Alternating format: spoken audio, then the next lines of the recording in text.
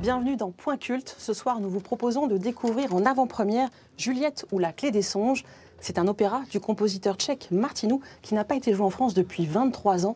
Il nous plonge dans un univers fantasmagorique surprenant. L'un des deux metteurs en scène nous en dira plus dans quelques instants. Et tout de suite, place à la répétition générale sur la scène de l'Opéra de Nice. Monter un opéra, c'est un marathon doublé d'une course d'obstacles dans laquelle il ne faut pas manquer de souffle.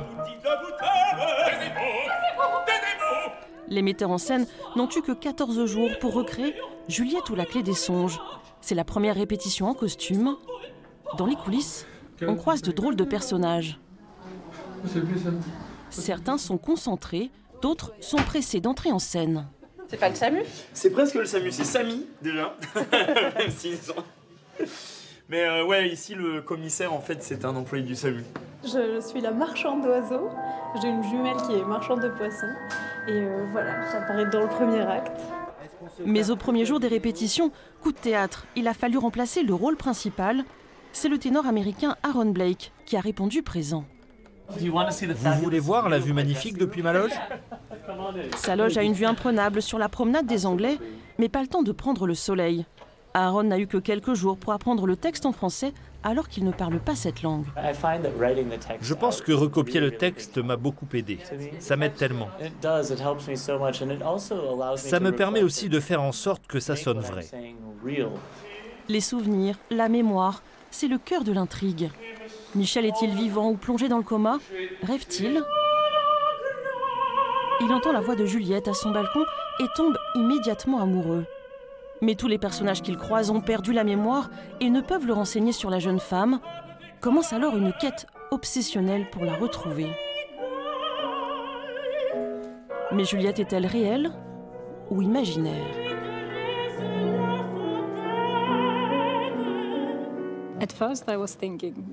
Au début, je pensais que Juliette était une personne passionnée. Elle veut être amoureuse. C'est son objectif.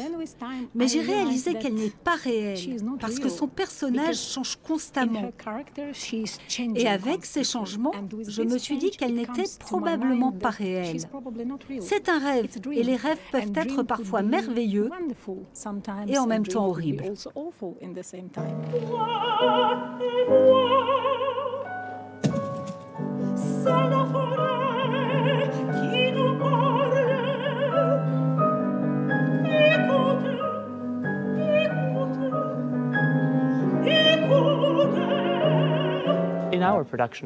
Dans notre spectacle, Michel n'a pas eu une expérience de vie après la mort, mais une sensation de mort imminente. Donc il se rappelle ce moment dans son esprit, et c'est tellement important pour lui qu'il ne lâchera rien tant qu'il n'aura pas trouvé Juliette. Parfois, le sommeil n'est pas un lieu sûr. Les souvenirs nous jouent des tours. Cet amour n'est-il qu'un rêve? Ce sera au spectateur de trouver la clé des songes. Jean-Philippe Clarac, bonsoir. Bonsoir. Pourquoi avoir décidé de rejouer cet opéra, Juliette ou la clé des songes? Alors en fait, parce que c'est vraiment une rareté, parce que c'est une œuvre qui est très peu donnée. Par exemple, la dernière fois qu'elle a été donnée dans sa version française, c'était il y a 23 ans, au Palais Garnier à Paris. Elle a été écrite par le compositeur à Nice pendant 2 hivers, les hivers 1936-1937, où il était là avec sa femme. La première phrase du livret, ça dit « Un petit port du midi de la France ». Bon, ben voilà, c'est un petit clin d'œil. On peut penser que Martinu a été très physiquement inspiré par le territoire niçois. Alors cette œuvre, vous l'avez transposée quand même à l'époque actuelle et encore dans un univers qui vous est particulier. On cherche toujours à ce que l'opéra se passe aujourd'hui dans la ville où il est représenté. Donc en l'occurrence, nous sommes en 2025 à Nice, parce que la soirée d'opéra doit vous questionner, doit vous produire un vrai divertissement musical et théâtral, mais elle doit vous questionner aussi sur votre présent, sur vous et aujourd'hui. Et dans cet opéra, on essaye par des souvenirs, des jouets même, de retrouver l'enfance.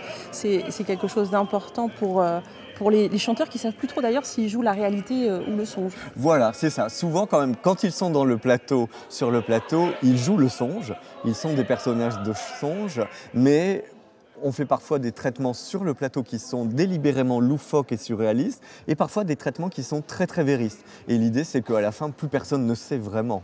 Comment se passent les répétitions? Il y a quelques jours de la première représentation. Quelques jours de la première. Ça, c'était la Générale Piano, c'est-à-dire la première fois où on enchaîne tout le spectacle. C'est aussi la première fois où les chanteurs découvrent leurs costumes et les costumes des autres. Donc, c'est la première fois où on commence à voir ce que j'appellerais l'outil visuel qui se met un petit peu en place. Il y a encore beaucoup de travail. Il y a encore beaucoup de travail sur la technique, beaucoup de travail sur les calages vidéo. Moi, je me dis que mon travail est jusqu'à la dernière minute de la Générale. Après, je ne peux plus rien faire. Merci beaucoup. Merci à vous. Et on termine cette émission avec une citation. C'est Saint-Exupéry qui nous inspire aujourd'hui. Il nous dit « Fais de ta vie un rêve et d'un rêve une réalité ». Belle soirée et bon spectacle.